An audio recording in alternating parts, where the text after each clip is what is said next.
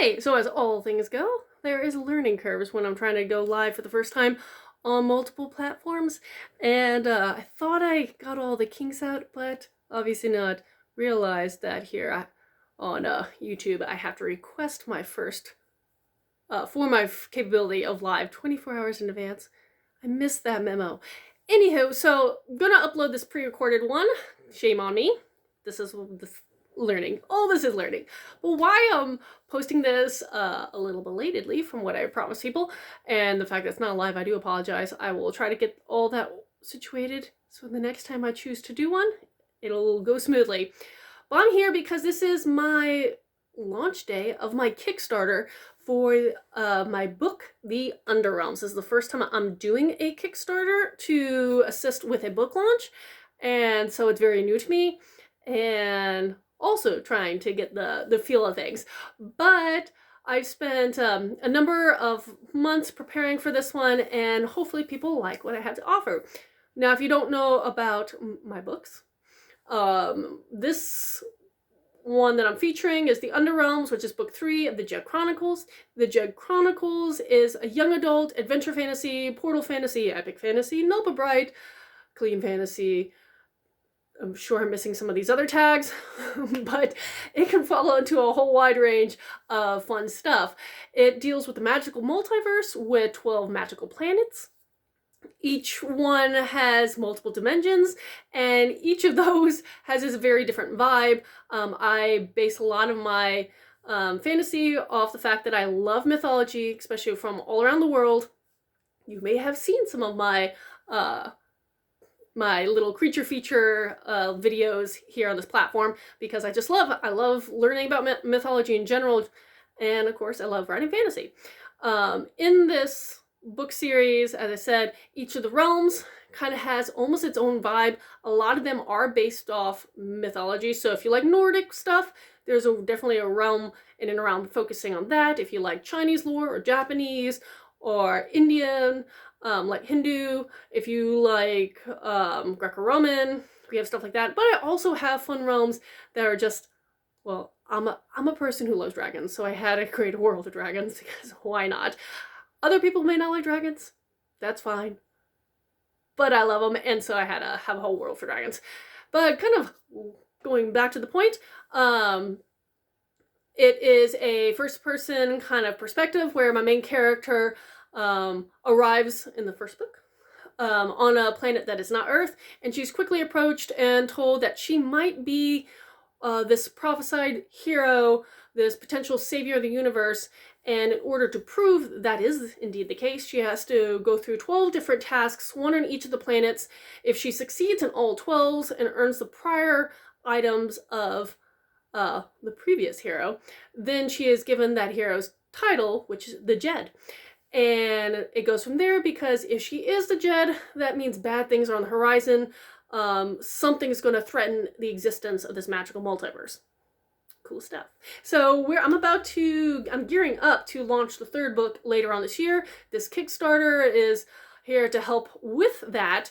And some of the fun things about the fact that I'm doing my first Kickstarter for a book 3 is because I can offer perks for people if they're interested, depending on, what is the term? The pledge level? I think that's the correct term. Depending on the pledge level, offer signed copies of all the books in the series. And not only that, I have some pledge levels where you can get signed copies of some of my other books too. Because why not? I love fantasy of all sorts. I'm not picky. So I just wanted to offer a chance that people can get signed copies of my work as well, among other cool things. I've been working with some character artists to come up with character art to give out as well, and some other fun perks like potentially having your name in the dedication of the book itself. Wow, I've been doing this all day, so stumbling across my words. It's getting a little tired right now. But launch day for my Kickstarter, super exciting. Never done this before. I know people who have used this platform, Kickstarter platform, to help with funding of their books as they gear up and get ready, because it is, as an indie author, I'm an indie author, I self-publish, it's a lot of our own investment we put in up front, and it takes a while, or it can take a while, not always the case for everybody, but it can take a while to then break even. And so the idea of doing these launches will help mitigate some of the upfront cost, and also allow me to be able to come up with some cool exclusive content for people and supporters in different ways going forward. So I love it. I'm thrilled about it. I'm very happy to share the news that it's live. It'll be live for 30 days. It's been a nerve-wracking experience as well. Not just with glitches like trying to go live here. I do apologize that this was not successful. But you live and you learn. But yeah, I'm so excited about sharing the news about this. It is nerve-wracking. It's my first time as any platform. I have to build a presence, and so I'm just hoping to spread the word that I'm here. And if this is something that you're interested in, awesome. I had never thought about Kickstarter as a way to get books, as a buyer, as a reader of literature. I honestly had never thought about that. Would not have crossed my mind until I started talking to authors who did use it. And I was just like, why? Why can't I just buy the book online or directly, on the author's website? Why? Why go here? But it was kind of like an eye-opening experience when you realize you're not necessarily just getting a book. You can do that too. I think those are options. I've added it as well. But a lot of the cool perks going up the levels are the add-ons, the extra stuff, the exclusives, and so the special perks. So I was just like, oh, I get it. I get it now. It makes sense. It took me a moment, but it makes sense. So here we are. We're trying. We're going to see how it goes. I did underbid, and I'll be honest with everybody. I'm like, the amount of money that an author invests into a book can range widely. For me, the amount of money I put into a book of this quality is a lot more than what I'm asking for this. And the reason being was because I didn't realize until I started talking about it to other authors that if I don't hit the bid that I'm asking for, I don't get any of it, which is scary. So I chose a very low number to start off with, but that's why I came up with some cool little stretch goals to encourage people, because I would like to see, where I can achieve, what I can achieve. I have some friends that are doing very, very well on this platform, and I hope one day I can be as successful. But, if I'm not, at least I've lived and learned and tried. But here we are. I will make sure the link is available for you, and so you can check it out. I'm just thrilled about finally getting here. A couple other things I've been telling everybody, doing my round of updates, I will let you know as well, so everybody has the same cool information. Since we are in January at the moment of this recording, January 17th to be precise, I have 2 other essentially releases coming this month. Ooh! Both of them are actually in my series, The Guardian Speaker, and this is my Viking dark fantasy aimed more for adults. They are novellas. There are 8 out at the moment, and ebook and audio is chugging along. And on that note, one of my releases will be, you can't really see it shiny, but the 3rd book of The Guardian Speaker. That audiobook should be releasing before the end of the month. Right now, I've gone through all the approvals on my end. It has been recorded and sound edited. I've gone through all the files myself. I've said yes, it's ready to roll. And so now it's doing the formatting. The distribution company is doing the formatting part of the process, which can take up to 14 days. So I could look tonight and it could be available, or, in a next week or so. But it's almost here, and that's a fantastic thing. It's actually narrated by the British actor George Blagden, who you may have seen in a variety of his TV shows and movies, but why I'm going to choose this one reference, hopefully it'll make sense, but he played the priest Athelstan on the TV series Vikings, and so he's my narrator for my Viking series. That's kind of cool. The other cool fact about what's happening this month is that volumes 5 through 8 of the Guardian Speaker are being bundled in an omnibus version, and that will be the first time that volumes 5 through 8 will be in a print version. Being the fact that these are novellas, I never really wanted to print individual ones because that would be so tiny, and I like a book with, you know, some meat on its bones.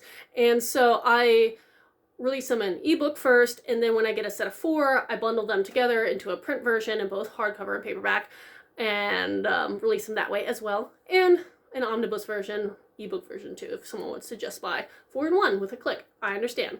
So that second omnibus, 5 through 8, will be, or should be, unless something else goes wrong, please don't go wrong, available next week.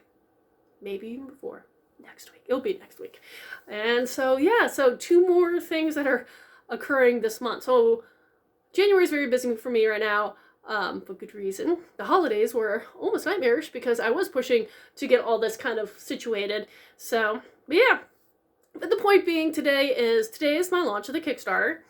30 days. We'll see where we get. I am so excited about it. There's so much cool stuff that I've worked on for this. And the series, I mean, it is my passion project. I've said this on some of the other platforms that I've been touring about today. And it's a passion project because these characters came or stemmed from characters and their backstories and their worlds that were developed during my childhood play with my sister. And just that, the richness of the multiverse that we had developed, which I had no idea what the term multiverse existed at that point. It took me years later to realize that was a thing. But the multiverse we developed, I just wanted to share with the world. I wanted to share it, and I always knew I was going to write the story of these characters and publish it some way. I had no idea how, but I was like, I'm going to do it. I had never a doubt that it was going to happen. But I did approach my author career in a little roundabout way, in the sense that I released, sorry, I had this pop up on my screen, my first series, the Incarn Saga first, is a full-length series, and that was strategically, in part, because I wanted to make sure I was comfortable writing a whole book, kind of developed my voice, because if you read a lot of literature, you realize each author has definitely a voice in the way they write their stories. Well, I wanted to find my voice. I wanted to understand self-publishing. I wanted to understand the marketing side, because that one took me a while. The marketing and advertising side, it still takes me a little bit, of being an indie author before coming back to the Jed Chronicles so that I could do them justice. And now that I'm finally getting to the point that I'm actually sharing these works, it is fantastic. So the third one is coming out soon. The Kickstarter is live. I know I'm biased, but I would say check it out. See if it catches your interest. I love it. I love the story. I love the characters. I love the complexity of the multiverse that was developed. And yeah, I'm just thrilled to share it. So sorry again that this was not filmed live. That was lots of learning curves. Always another one. Lots of learning curves. And that's what you get for trying to do a bunch of lives on platforms you've never done before on the same day. With that said, I'll make sure it's much smoother next time.